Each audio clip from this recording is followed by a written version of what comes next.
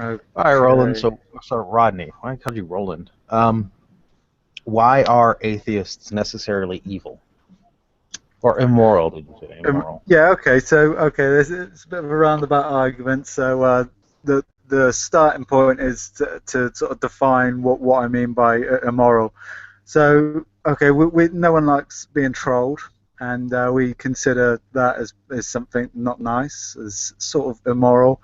Now we're not going to say that a troll is some kind of amazing height of evil or anything like that.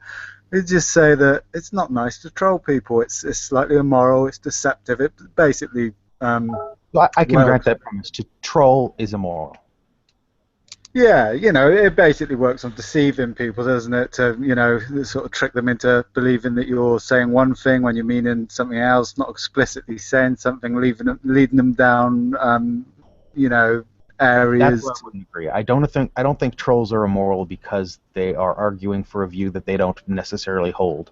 I would disagree with that. That's not why trolls are immoral. Yeah, and I totally agree with you there. But if they're it's not that they're arguing from a position that they doesn't don't necessarily hold. It's that they're arguing, they're misleading you about their situation. They're using deceptive. So it would only be immoral to use deceptive tactics, to use equivocation knowingly. These kind of sort of dirty argumentation tactics, which we should frown upon, right? Yeah, because So, you so do them at the other ends. Yeah, I think the intention of the trolls is to disrupt people's conversation and by advancing a position that's absurd but is difficult to argue against, or that they're holding radical philosophical views that are difficult to argue against because of the degree of radicalness. I think that's what makes it immoral. The fact that they're disrupting uh, more valuable conversation. yeah, and yeah, that's it. That's all I was trying to get across there, and you put it a lot better than that. I'm a little bit tired, so sorry if I mess a lot of this up. So, okay, so essentially we get this notion of what you just said essentially, and it's been looked into linguistically, the kind of things that people do when they're involved in conversation which is cooperative or not. And we get this idea of the cooperative conversation maxims, Grice's maxims, and yeah, most people seem to be that when they're being honest with each other and reasonable, that they hold to these. And we can often say things that seem completely irrelevant, but we know by the context and the fact that we're trusting that somebody's being cooperative in conversation. We read from what they're saying completely different pieces of information. For instance, if somebody asks you, do you want to play tennis, and they say, well, it's raining, you'd probably extract from that oh, they don't want to play tennis, and that's why. So it's a bit of extra information, and you get obviously that they're saying no, that they don't want to play tennis. But then if but then the next day, if they were to say to you, look, where were you? I was waiting for you in the rain, for hours. You said you wanted to play tennis, and then they say, well, I thought you meant no because you said it was raining. We don't normally play tennis in the rain, do we?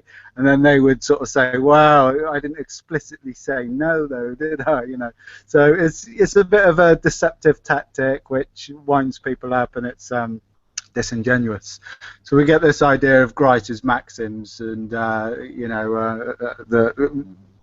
show the kind of things that people hold to when they're being cooperative. So anyway, Uh, yeah. So one of the I've been basic invited. key aspects of this. All right, Patrick. Good to see you. Yeah, we're just sort of getting off the ground here. So we're just going over the cooperative conversation maxims and defining, kind of immorality as being like, trolling, deceptive tactics, and this kind of thing. I've been invited to this chat, and I think somebody wants to ask me a question. So go ahead and ask me a question. Well, it's about an argument for saying that atheists are immoral. So anyway, one of the key points to this then is to say that one of the most common ways in which we use these cooperative maxims is when we say something like, if somebody was to say to you, for instance, is it raining outside, and you were to say to them, I don't believe that I don't believe that it is. And then you were to go outside without your umbrella, get drenched, and then come back and say, look, I thought you said it wasn't raining. What the And fuck? then they would say then, What the fuck are you saying? can you not swear if that's possible? Can you keep the... No, There's no need to I'm swear. a fucking asshole. I'm a fucking asshole, and you can call me an asshole. And I like, what the fuck are you saying? I've been invited to this chat, and I'm trying to figure out why I've been invited to this chat. You weren't invited. I just posted the link in there because you were asking about it. It's up to Rodney whether or not you stay. It's his room, so I would advise being a little bit more cooperative. Yes, sir. Yeah, I'll get this out, and then you can, if you disagree with it, then we can go from there. So this key thing is that if you say, somebody says to you, well, do you believe that we should do X, or do you believe that X is such and such, and you say, no, I don't believe that X is such and such, they automatically assume that you mean that you believe that X is not such and such. So this is one of the key. I'm sorry. I have no idea what the fuck you're talking about. I was invited to this chat. If you want to ask me, listen, I'm an asshole. I'm an asshole. I'm a fucking So Rodney, your first premise seems to be something like trolling is immoral. I grant you that. Okay. So can we move to the next premise? Or yeah. Yeah.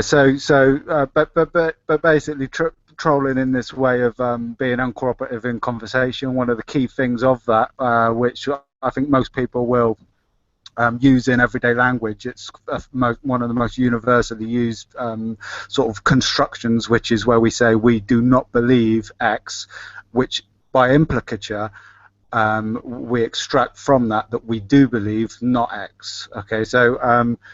No. And so then it's one short move, isn't it? The atheism. If somebody asks you, I mean, I did a poll recently in an atheist community. Essentially, if somebody tells me they're an atheist, I assume that they do not believe that God or gods. So let's just say God to keep saying that, but they believe that God does not exist. Now, I don't assume that they just lack belief that God exists. I don't assume that they might be an agnostic or an atheist.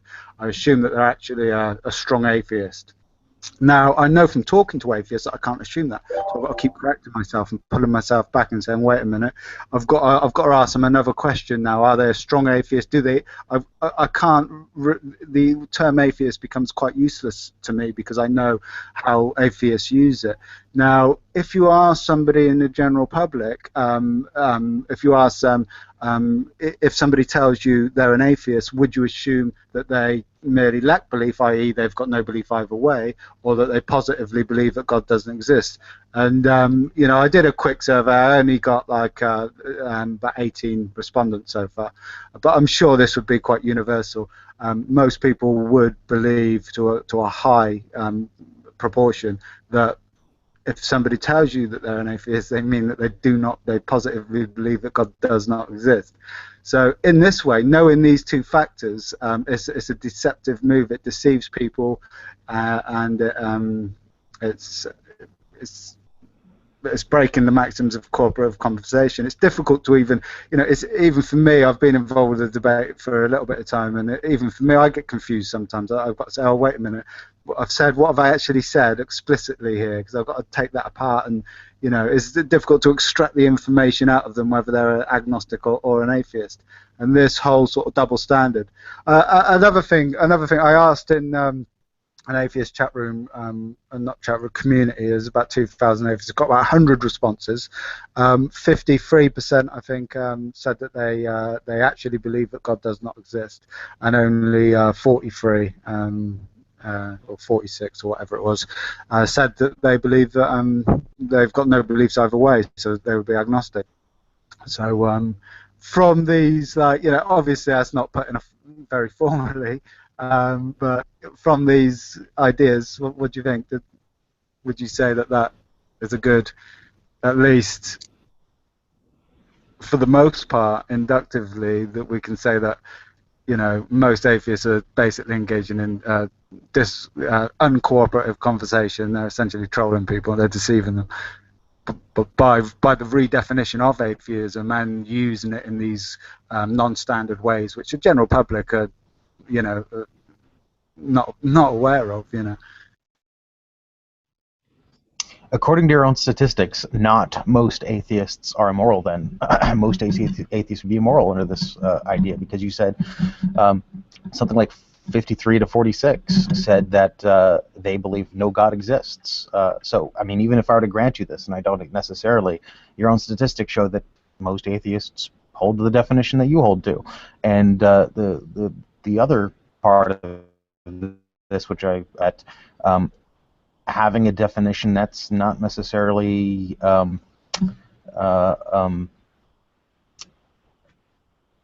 common in everyday parlance is immoral. We do this every day. I mean, most people think that evolution means one thing, and scientists think it means something else. This doesn't mean scientists are being immoral in saying that that evolution is, changing the little frequencies and populations over time. Well, I would argue that that is exactly what's going on there. And a scientist that is talking to somebody about evolution, that they're going to be aware that the general public has got this idea about increasing complexity and having some kind of direction. And if they're just going to then say that, no, we're just talking about, how blonde hair changes depending on women's preferences in society, this kind of, frequencies of different, genes, then they need to specify that. They need to say, look, this is what I mean, because they're going to be aware that the general public are not aware of this definition. So if they don't want to troll them, if they don't want to mislead them, they would know this, and they would need to specify. Is that they do specify, but the general public isn't that well educated with specific scientific definitions or specific philosophical definitions. Atheism has a specific philosophical definition, which is that God does not exist. And if atheists, there are a lot of atheists that don't hold to that, but they aren't deceptive about it when asked. They say, no, I'm not a strong atheist. I don't hold that to the position that no God exists. They hold to a position that they don't know whether or not God exists, what you would call agnosticism, which a lot of atheists kind of have rebranded. There's nothing necessarily immoral about it. I find it problematic in a lot of cases, but that doesn't make it immoral. Yeah, so and I agree with that to a large extent. That there is this, there's necessarily all sorts of communication sort of problems and confusion and talking about pretty much everything. That's a given. But from the any other expert in any other field, they know that if there's a general misconception about certain topics in their area of expertise, they tend to sort of quickly just say, well, by this I mean blah blah, and then continue with what they want to describe. And in the same way, I think that atheists should actually do that. Now, so most atheists are going to be using the term in the what I would say is the correct way, and the public are going to be aware of that. And there won't be a miscommunication. So an atheist actually believes that God doesn't exist. If the general public asks them, oh, are you an atheist, or what do you believe in, and they say they're an atheist, then yeah, they're not trolling them, because they know that they're going to assume that they mean that God doesn't actually exist. That's what they believe, and that is what they believe, so everything's good. But the problem that we have there is that they then need to say to people, look, they need to tell the rest of the atheist crew that they shouldn't use it in a non-standard way, because it's misleading. And they don't. If you go into an atheist community, I mean, you're going to be well aware that, as soon as you bring this topic up, the only thing that you get back is this definition. We get piled on. Oh no, that this is the definition. It's a lack of belief, and you get that rammed over and over again, and no atheist is denying it. Well, you get the odd one that will, but it's very, very rare. And I think that that would need to be so. Okay, so everybody isn't going to be using. You can't just say something like all atheists are immoral. Well, I do often say these sorts of things, but obviously there's going to be examples where they're not. They are using it in a consistent way, or they are describing to people exactly what they mean. If they realise that it's going to be taken the wrong way, or in not the way that they're meaning it to be. But the vast majority are using it in these non-standard ways, and it seems to me that often it's a deceptive move. See, so if this statistic saying that most atheists do actually believe that God positively doesn't exist, but then when you debate them in these very rooms where literally I did this survey, 100 of them responded, and then I set up 2 debates. Adam has a question for you, but before he does that, I just want to point out that even if I were to grant you your argument all the way to its conclusion, all that you could possibly grant in this is some atheists are immoral, which is obviously true. Some atheists are immoral. Okay. My question has to do with how far we can extend this idea of using a non-standard definition of something and it being immoral. I just thought of an example. Are all people who file their taxes while in an intimate relationship, are they immoral? Because when I file my taxes, regardless of whether or not I'm in an intimate relationship, I have to file single because there's no option that says dating. It's just single or married. So I have to mark it single, but I'm not actually single, right? I'm in an intimate relationship with somebody. So how far can we extend this idea of using a word in a non-standard way? Because it seems like it might even include some trivial examples. And it doesn't even this doesn't even rest on standard versus non-standard definitions. It rests on common usage versus other definitions. Yeah, I don't see. Yeah, exactly that. This only works if the vast majority of the general public are using the word to mean one thing, whereas the people that are actually self-identifying with that word, the vast majority of them are using it in this other non-standard way.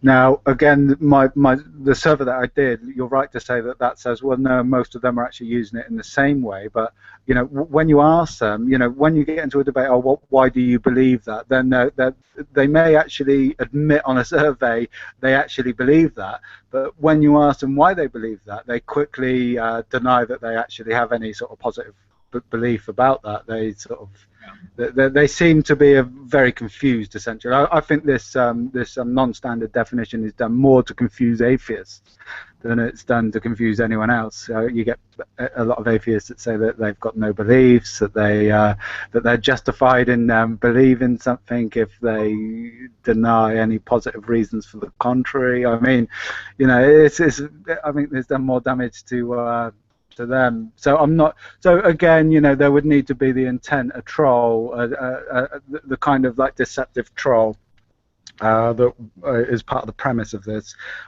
has the intent to deceive, to mislead, to dodge, to evade, and to generally disrupt conversation, like you were saying.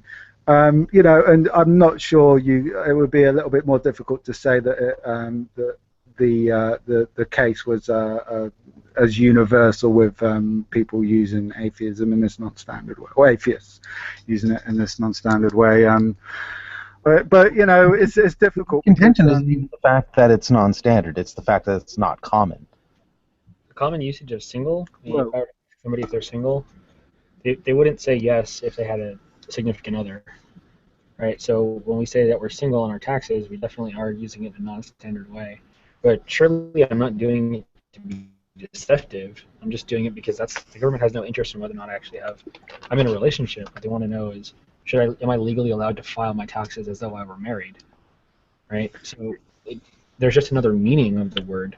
And if somebody, I agree with you, right? The Stanford Encyclopedia definition for atheism is the negation of theism, the denial of the existence of God. So I'm absolutely on the same page with you when it comes to that. And this is something that Seth and I have disputed for a while, and we even talked to Alan Flanagan about it when we heard him lecture. And of course, he agrees with me. No big deal, whatever. But then he also acknowledged that people have used it in the non-standard way. But yeah, while it is annoying, I don't share the same intuition with you that people are being deceptive by it, unless they explicitly are doing it just to troll.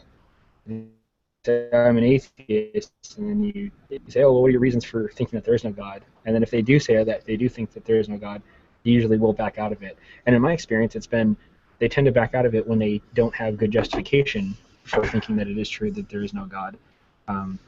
They'd rather put the burden of proof on the person who says that there is a God because it's more comfortable, or maybe they haven't researched their position all too well. They're not familiar with the theological arguments. And by the way, it's a very standard and perfectly ethical standard in order to trying to in a debate shirk the burden of proof and posit it on your opponent. That's perfectly ethical and standard in debate tactics. Yeah. So in a debate, in a formal debate, yeah, that's completely part of the course. But this crops up a lot of the time when you're just in the general public. So so if somebody wants to say that they really do lack belief, then telling the self-identifying as a atheist to the general public is just confusing them. It's they're getting different information to what you're trying to communicate.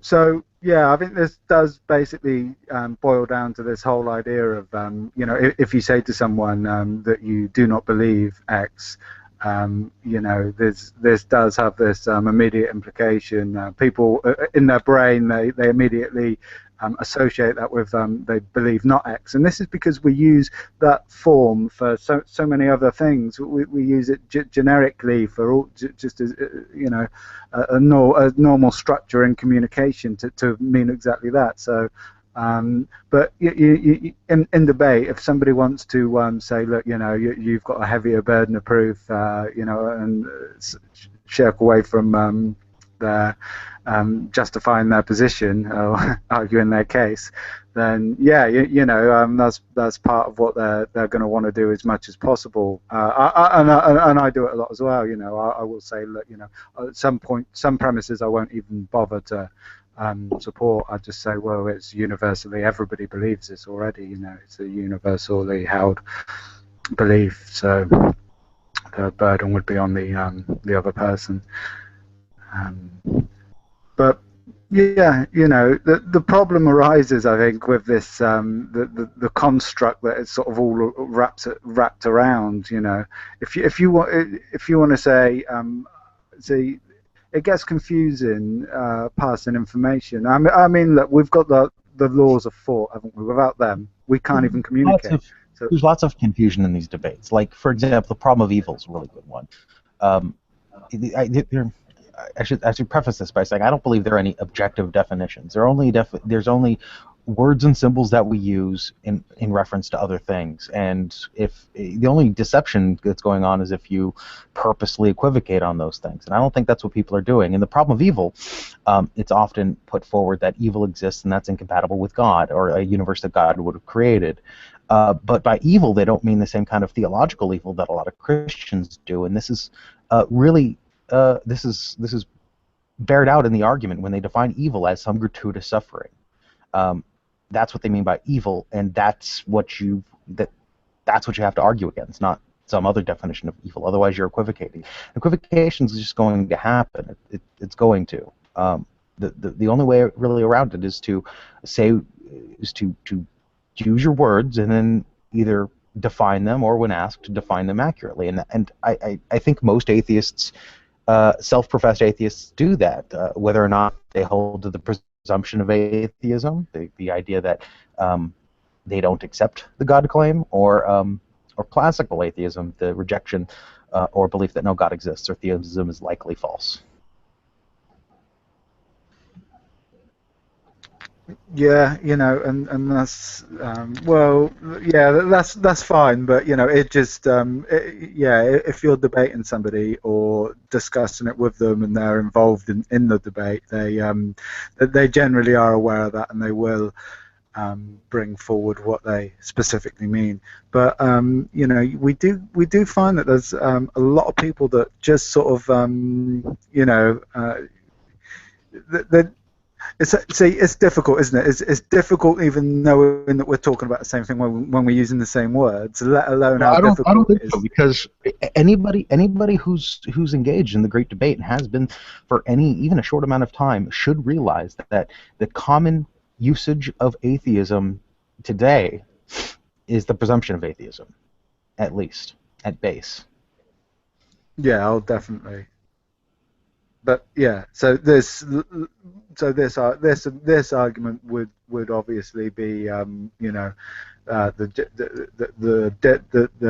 disharmony between how people involved in the debate and people that aren't involved in the debate use these terms. So, they end up programming themselves to call themselves atheism and take on this presumption of atheists and abide by this sort of presumption. And then when they talk to the general public, it's the information is at sort of loggerheads, but yeah, it's difficult to know if somebody's actually trying to just bit troll essentially, a bit uncooperative and purposely sort of mislead as opposed to just as a sort of normal amount of confusion and the specification that needs to be gone through. So you don't accept that argument then for the immorality. Yeah, I don't accept it, and even if I were to grant it, it would only mean that some atheists are immoral, and I hold to that. Some atheists are absolutely immoral, like the guy who killed those 2 Muslims in Chapel Hill. Okay then, here's another argument then. So, I mean, most people agree that if there was a sort of all-powerful, all-loving God, then that would be good. That would be a good thing, right?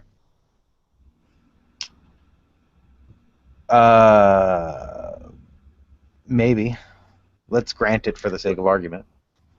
So yeah, he's all powerful. He's all good. He's looking out for for us. Atheism can often be a sort of like a bit of a bleak point of view. A meteor might hit us and wipe out all life. I would say that we just there's a Hitchian view, right, where Christopher Hitchens thinks that God, even if he did exist and was all loving and all powerful, this idea of an overbearing mother, right? An overbearing mother loves you very much, but it's not necessarily good to have an overbearing mother. Yeah, but this God is also so intelligent that he realizes that he doesn't want to be overbearing because that put a stranglehold on you, and that's why we have this hiddenness of God, for instance. So, basically, we're imagining this kind of perfect, this best possible God, this sort of maximally great being, from our point of view. So that I think most of us would agree that would be a good thing. It'd stop asteroids hitting us and allow us to develop, whilst also giving us the freedom to express ourselves and learn and do science and all this kind of thing. So yeah, so it would be good if God exists. It would be better if God exists than if he didn't exist. So then it's actually good to believe that God exists, you see, because it would be good if God exists. Just like it's good to believe that, say, somebody has got the best intentions at heart. Now, you don't know that, but if you want to believe that people are sort of all mean and they're all out to get you, then you end up treating them with that sort of lack of respect and that mistrust, and that your actions sort of betray your beliefs. And if you believe in the same way that there's a sort of all-loving God, you tend to have a little bit more sort of love, and you value things a little bit better, and this kind of thing. So from this perspective, I think that it's better. We should value believing in God as opposed to not believing in God. So yeah, no, I would disagree with that on a lot of different grounds. Number one, atheists don't not all atheists argue against theism. A lot of atheists think that theism is perfectly fine. S.C. Cupp is a good example of this kind of atheist. There are also apatheists who just don't care at all. So them trying to convince other people that God doesn't exist, even though it would be better for them to believe that God exists, doesn't apply to them. These atheists certainly exist. So there's two problems. Another problem would be I don't think it's good to believe things purely on the nature of that it would be best if they were true. There's lots of things that'd be great if they were true that we ought not believe because they don't map to reality. I ought not believe that I have a Volkswagen-sized diamond buried in my backyard, even though it would be great if that were true. But say, for instance, so that would be really good if you had some huge diamond in your backyard, but you've got no evidence or no real reason. It's very unlikely that you do have that now. It might be worth having a little dig around in your backyard because you don't know, do you? It's quite easy to have a quick dig around, and the payoff would be quite good, wouldn't it? So, What you said is really what I'm getting at. There's no evidence of such a thing. So maybe we should just rely on the evidence, not whether or not how great it would be if a thing were true. But this goes back then to decision theory. So if there's not that much evidence that there's some huge diamond in your backyard, but there's a tiny bit, then the payoff is so great that even though there's only a tiny bit of evidence, you should probably have a little dig around there, because the payoff's so good. If the payoff would be sort of quite minimal, it might not be worth it. So you might have a lot of evidence that there's a little bit of money, say, buried in your backyard, but it's probably not worth digging it up. It's going to cost you more, and it's not really worth it. So so we've got to look at the payoff of something, how good this thing would be if it is true, not just purely on the evidence. You see. So no, I think I totally disagree with that. I think we should apportion our beliefs to the evidence, and whether or not they're convenient for us. Yeah, but the problem with that is we haven't got this kind of separate sort of belief system and action. We're not disentangled that way. We're human beings where our actions and our beliefs are entwined together, and our actions are informed by our beliefs. So depending on our beliefs, we're more likely to do such and such actions, so I think we do have to bear in mind what our beliefs entail. For instance, if we believe that if we've got a lot of evidence that that there's somebody in a burning building, and you're probably not going to be able to save them. It would still be good to try. Well, that's what we look. Somebody that does try, even if they're not successful, we sort of we consider that as a highly moral thing, as this kind of self-sacrifice, or this kind of hero. If they're successful, they'd be considered a hero and have a high moral standard, because even though the chance of them of saving this person was really low, they've taken that risk because they've got this high valuation of people, essentially, or say there was an object in there that was somebody's heirloom or something, or whatnot. I mean, if there was, say, something in there that wasn't worth rescuing. But if there was no evidence that somebody was in a burning building, we would look at it as foolish or even immoral for them to rush into the burning building. Yeah, oh yeah, and that's exactly right, and that I think we need to completely bear that in mind. It would be completely immoral for their own sake. I mean, they've obviously got they're going to have family and friends and be part of some dynamic state of affairs that's ticking the world over in some way or another. So to risk their life for no good reason would be immoral. Because they wouldn't be considering the ramifications. So yeah, that's right. But these things are they're swayed by how we're valuing things, and this is essentially what morality is, isn't it? It's somebody's moral if they value certain things, and they're immoral if they value certain other things. It depends on your value system. So whether morals are universal or subjective or relative or objective is completely irrelevant. We like to say that somebody is moral if they look after people around them, if they're nice to people around them, if they've got respect for others, whereas they're immoral if they sort of kick people down and steal from them and don't look after them and do the opposite. So it's this kind of valuation system that they're applying to things around them. Actually, And a little worse than that, because it doesn't seem that belief in an all-loving God maps correctly to the statistics of people acting morally. There's lots of people, even the majority of people that act immorally, believe in God. Well, we've got to bear in mind that most people believe in God, don't they? Yeah, but the statistics aren't most people believe in God, and because of that, there's a higher percentage. If you correct the percentages, atheists tend to act more moral. Self-professed atheist. Well, I think there's a lot of argument about these statistics. There's some other statistics that come up saying that atheists have got a higher suicide rate and this kind of thing. So, and also theists tend to do more sort of charity work and whatnot.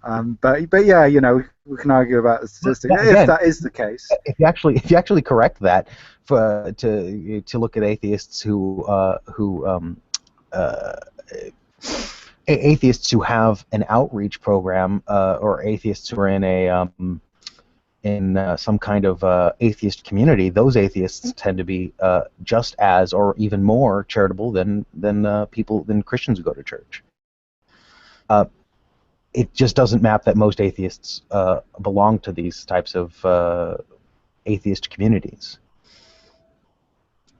So the idea is that these faith communities or anti-faith communities, I guess you'd call atheist communities, are what's what's I'm looking for, correlative with charity, not atheism. Yeah. Okay. So so the correlation between sort of your beliefs and these general sort of actions is it's very close to the argument, and that it does provide inductive support against what I'm saying. And obviously. By the way, the statistics that shows that people that God believers are more charitable are taken from churchgoers only. And atheists. Well, I don't see. Well, you're saying that they're fiddling the numbers or something, are you? They're not fiddling the numbers. It's just that's the way the statistics were run. The poll is churchgoers, not churchgoers versus atheists and atheist communities. Okay. Well, I think we'd have to really look at them statistics and do the sort of meta studies and get them together and really look at them. And I'm not very convinced at these statistics, because when I look at them, I find that people that are not saying that they're a member of a certain religious organization. There's a lot of people that believe in God that are right, but that's not irreligious. So. If you're talking about the study that I'm familiar with, they did poll. They specifically looked at people. They polled people who were churchgoers versus just atheists. I mean that those are the numbers. If you want to find who's more charitable, people who attend atheist communities or atheist churches or universalist Unitarian churches versus Pentecostal or some other church, then that would be statistics I think you would need to get to show that atheists versus God believers that engage in communities are less charitable, and I don't think you're going to find that. Well, I think we've got to be careful about these sorts of studies. I mean, if we're just polling people, then we've got to ask, who's more likely just to say that they're more charitable. I mean, we'd have to, check that they are being more charitable and not just making it up. I mean, there's prison studies often that's brought up. You could pick out certain churches, and you could do a meta study of churches in general. Versus how the atheist charities, like how much money that people like the Freedom from Religion Foundation get, and other the Doctors Without Borders secular charities get from atheists. Yeah, the problem with that though is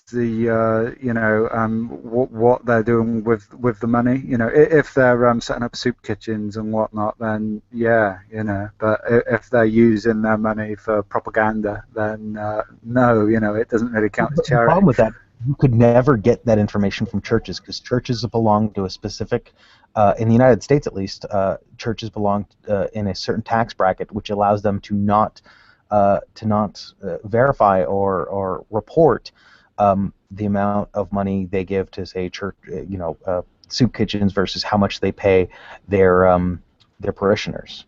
That's completely off the books. Yeah. Yeah. Oh, yeah. Yeah. I'm aware of that issue as well, and it's difficult, isn't it? Because we can sort of talk the statistics, and I do worry a little bit about statistics, and I think we would have to, there's a lot of controversy about these sorts of statistics. I mean, I was even talking to somebody, I know it's just, well,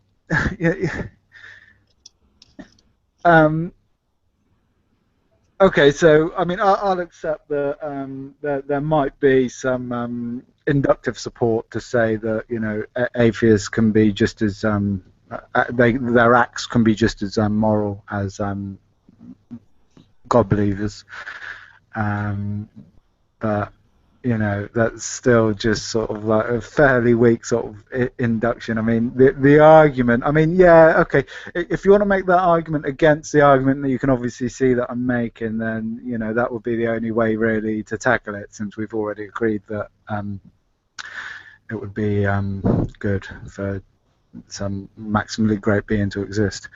And I don't know the statistics well enough to be able to really make a decent case against or for, or even know what the statistics are really saying.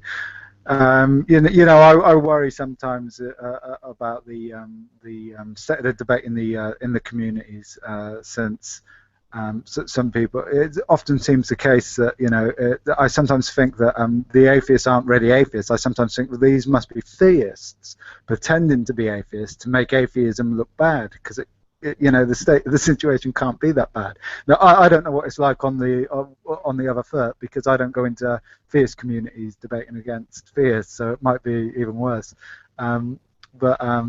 But yeah, I've thought about that, and I think, well, it would be less likely for a theist to lie, to pretend to be an atheist, to make atheists look bad, than it would for an atheist to lie about being a theist to make theists look bad. And the reason for that is it's inconsistent with depending on the particular theism. I mean, there's things like Satanism, which it would be completely consistent with. So yeah, you got things get complicated and fairly quickly, but I think you've got to bear it in mind that there's different charities are doing different things, and although it might come up as technically donating, doing charitable works, on the one hand you've got people preaching, and on the other hand, well, I suppose there's going to be a bit of both. That's what you'd have to look at. You have to look, what are they doing? Are they just preaching to people? Are they just trying to get converts? Or are they actually down, sort of trying to lift people out of the gutter? Which is what charity's supposed to be about, isn't it? Helping people that are in a bad situations out of them situations.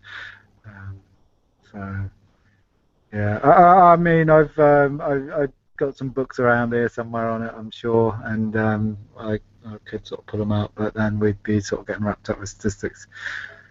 So I take it you're not that happy about the old decision theory argument for atheistic immorality? No. As a matter of fact, I think somebody arguing for an inconvenient truth might be moral than somebody arguing for a convenient untruth. Well, that's the thing, though. We'd have to look at where the key thing, the key decider would be where the evidence lies, and if there was, if the balance of evidence was towards theism, then either way, it would be immoral, wouldn't it, to argue against. I still don't think defense lawyers who defend people who've done terrible things are not immoral. Really? Even if they know they've done terrible things? Yes. How is that not immoral? They're trying to get them back into society and whatnot. Because I think that defense lawyers are necessary because they have to have the argument. Somebody has to defend these people in court. That's how our justice system. This might not work for everyday things, but in our justice system, there has to be somebody who defends the accused. Yeah, okay, that's fair enough, and I agree there that that's the way courts work, and they should work like that. But it's a fine line. I mean, at the end of the day, if the defense lawyer's got sort of insider information and he knows he can sort of get the guy off when really he knows that if the prosecution is well informed or is good at argumentation, then the guy would get justice. So it would seem a bit of a precarious situation there, a bit of a fine line. But yeah, this is to do with the truth of some matter, which would be quite would seemingly at least be quite fundamental to people's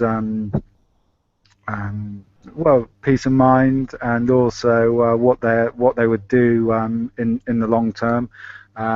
There would be a lot more. It depends on what kind of God that you'd be, specifically arguing for, and that might be difficult to specify so much. But again, if the weight of the evidence is such that there is a all-loving God, and yet people are, so it wouldn't be bad for people to argue. So. Even if we've got a huge amount of evidence for something, whether it be an all-loving God or not, then we still want to think. Well, maybe it's not true. If it isn't true, what kind of arguments can we come up with, and how can we, prove that it isn't true? This is just being rational, isn't it? And exploring the truth of the matter. You want to find the truth, but knowing that the evidence lies.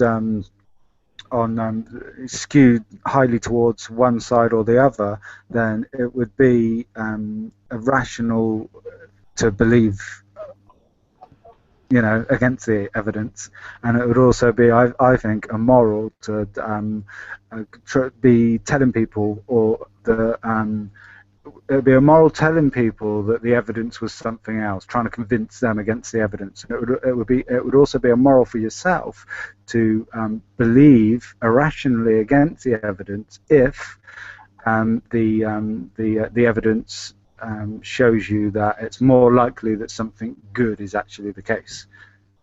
Yeah. So if God is good and we've got more evidence to suggest that God exists than that God doesn't exist, then believing that God doesn't exist it seems to me that would be a kind of an immoral decision to hold to a position that a loving God is non-existent when the evidence is against you. So. I've got a question for you. Yep. Does your belief in God rest mostly on experience or arguments? So. Forgive the clumsily worded question. I just realized right now that's no. You know what I mean? No, that's fair enough. And yeah, so I've got an innate intuitive belief in God from experience, but I've had a lot of beliefs from experience, and I will correct them if I look into and find evidence that is counter to that. Then I'm happy to correct my beliefs. But then I've looked into the evidence and found that they actually support my beliefs. So that's sort of confirmed that for me, my intuitions and experiences. Okay. So theological arguments don't really inform your theism that much. They're kind of just a nice perk. Yeah, no, they do inform me quite a bit, really. Because I have the kind of experience and intuition that I have anyway is a very sort of specific and general in certain areas and certain specific experience and feelings and this kind of thing, and that doesn't actually give me a lot of detailed information. Well, it does, but it's a certain type of detailed information. So when I come across theological arguments, they're giving me new information. So then altogether I can sort of get a bigger picture, a bigger idea, and more information about about God. So. Okay. I mean, I don't know. Go on. Oh, sorry. I was just going to chime in on something personal, but yeah, I feel like I interrupted you. I'm sorry. No, go for it. I think I was probably just going to ramble some nonsense. Okay. So, what about you then? Do you have a kind of intuition, or? I do to an extent, but that really came after the arguments. I was raised in a religious or a church-going household. I was raised by church-going Sunday Christians, and I'm not going to sit here and disparage my family, but their Christianity was kind of superficial. I took an interest to it when I was 14, and I think what really helped was, rather than just thinking of a question and not having an answer to it, and then resigning my faith, I wound up having the access to a laptop because I got one for Christmas when I was little. So went on the internet, started Googling, and got into apologetics when I was about 15. And I did go through a phase where I did think it was the case that God didn't exist, but that was really just along my way of studying things. I eventually wound up coming back to theism. I was convinced by things like, the theory of evolution is somehow an argument against the existence of God, and so I will say that my disbelief was kind of superficial. It was mostly just uninformed, though. And in studying, that's what really kind of brought me back to thinking that it is the case that there is a God. I was persuaded by theological arguments like the Kalam cosmological argument, and now the most convincing argument to me is the modal ontological argument. That's mostly what my theism rests on. But I do have kind of an intuitive sense that there is a God as well. I attribute the best explanation for some things that I've experienced in my life to being some sort of divine intervention, divine action, divine providence, and to an extent, I will say that I believe in God in that kind of properly basic way. But what really cements my theism would be the arguments. I find the arguments very, very compelling. Oh, so you're a theist like me then, yeah? Yes. Oh right. Okay, that's cool. Yeah. Well, it's a cool either way. Seth, you're an atheist, aren't you? Yes. Do you have? Was that like? Did you have a kind of intuition about that, or have you looked into the argument? I mean, what is it that informs your atheism? Or do you want to maybe expand, or you don't have to if you don't want to. I find the arguments for God unconvincing, and I find the arguments for atheism convincing. Is there any particular atheistic argument that you find particularly convincing, or is it like the sum of all of them? Divine hiddenness is pretty good. The other night I joked, somebody asked me whether Seth's influence at all is kind of perilous to my theism, and I joked, no, all his arguments are horrible. But I will say that in the conversations I've had with Seth does have some pretty good arguments. He's been very intellectually honest as long as I've known him. He's always heard an objection to an argument and never tried to skirt around it or tried to deny it. He's outright said, well, I'm going to have to think about that more. And he has changed his position before.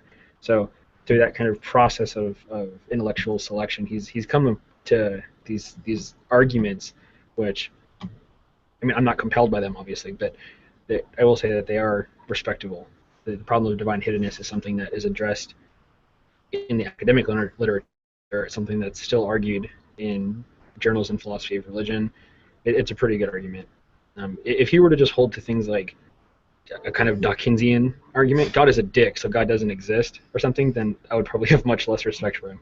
But he can hold his own in conversations with theists, and he does get me to question things I believe and raises interesting counterpoints. So.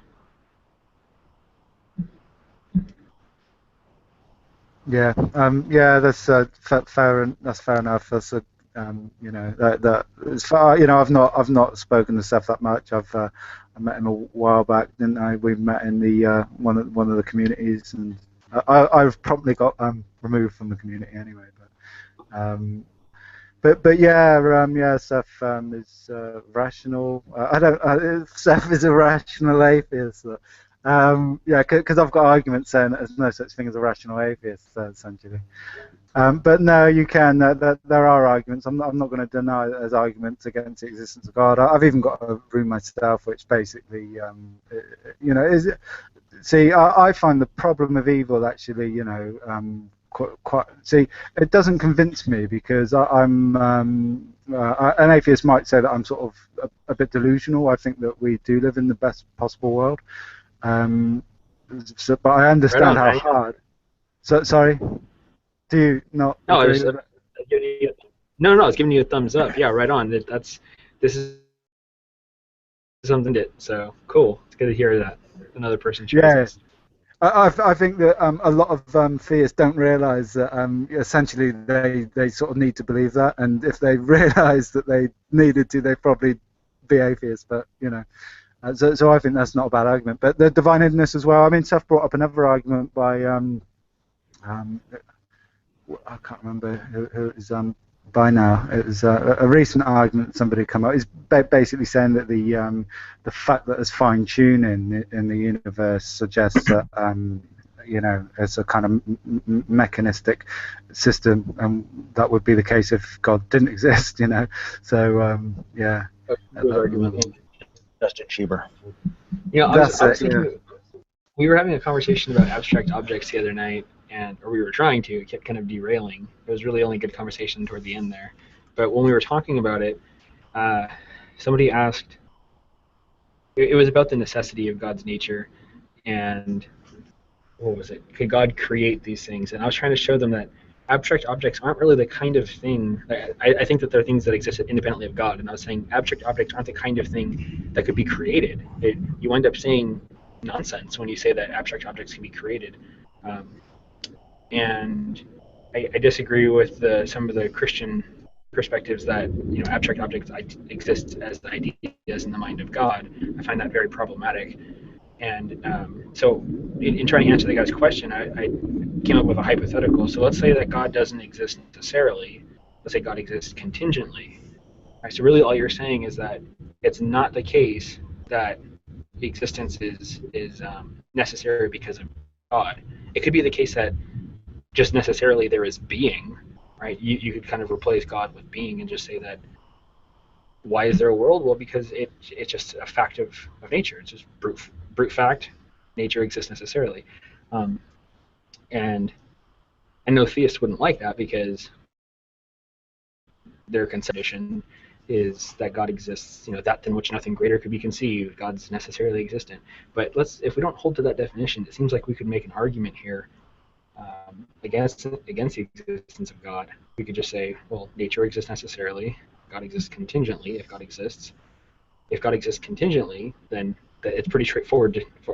You could come up with an argument against God, or at least worshiping God, if God exists contingently, right? You could still defend the Sans-Helmian definition. You could say, well, God exists contingently, but a God worthy of worship can't be a contingent object. And so from that, it wouldn't follow that God doesn't exist, but at least it would follow that God isn't something worthy of worship. And if that's the case, that would undercut theism, at least in a significant sense. Because really, then all you're saying is something exists, but it doesn't really matter. Yeah, it's a difficult one. Richard Swinburne, I think, has got a lecture up where he advises against people using this conception of a necessary being for God, and the abstract object is so difficult, isn't it? Because I mean, we can imagine abstract objects quite easily, and they seem to be not dependent on anything else. But it's hard to know, what would be what if they actually are dependent on anything else, So it's difficult, but I mean, we can make contingent objects. We can put things together. We can make programs. We can do mathematics, and we can it doesn't seem to require any other being. I mean, you could imagine a possible world which is just a sort of really basic Turing machine with some really long tape, and it just sort of chugs away. And I think a lot of people would sort of not want to say that is a world that has God in it, but it seems to be quite reasonable to believe that could be that is a possible world, So as soon as you start to say that God is a necessary being, it becomes quite easy to say that there's all these. Well, you can just conceive of all these possible worlds where it doesn't seem that God needs to exist to make them possible, and but then if you want to say that God needs to exist to make these kinds of things possible, then it becomes difficult to say, well, what's God doing to make these things possible? Because we can. We can do these things, and it seems, not to be dependent on any kind of real, higher order, really. So the abstract object thing is a difficult one, and the way I sort of conceive of it is that if you imagine sort of the abstract space of all the good stuff that is a being which you call God, and it sort of in some way grounds other types of stuff. I mean, we like to say things like the number 7, and sort of mathematical objects are sort of just sort of abstract in their own right, but we have sort of formal systems which actually ground them. So are they really? I mean, look, we like to say, we can conceive of X and Y and this and that and the other, but I like to ask people, well, can you really? It's easy to say that you can conceive of something. It's easy to convince yourself that you can conceive of something, but unless you can actually properly construct it, then I don't think. Well, I'm not going to be convinced that that you can conceive of it in a way to say that it's possible. You've got to show that it's constructible to show that it's possible. So to say that there are these abstract objects that can just exist apart from something else is is one thing, but to actually construct them to show that they're actually a possible reality of their own, I think that it really needs constructing. And then you end up with this regress problem. So things do get difficult. I mean, you can't just say, okay, God's this sort of Terminator, or that then becomes, well, what does that really mean? What would a sort of a final sort of a first cause be like? Or some people just say, there is actually a conception to say that God is the absolute infinite, I think they call it, which is basically, there's an infinite number of infinities, isn't there? And God would be something like that. But yeah, once you start, getting into them sort of notions, the problem with this sort of thing is, as soon as you get to these, as soon as you really start trying to wrap your head around it, the difference between atheistic conceptions and theistic conceptions, the line sort of blurs. So I think that we've got to constantly bear that in mind, that if we want to say, well, are we talking about God existing or not existing? What do we mean? What are we going to say? Where's the dividing line? Because it seems to, you're right, it does seem to disappear as soon as you start to really look into it. Rodney, this has been a great conversation. I'd like to carry this on again. Actually, I got to get going right now, but what I've done is I've added you on Seth's account, and then what I'll do is I'll find you that way, and then hopefully we can invite you to the next hangout, because I like this. It's good talk. Yep, cool. Yeah, and thanks for coming in and indulging me on my rambling. And yeah, I'll speak to you again. Yeah, I'll give us a message, and as soon as I see that you've added me, I'll add you back anyway. So, okay, thanks again, and cheers for the chat. Yeah, have a good one. Okay, take care. Have a good one. Yep, take care, Seth.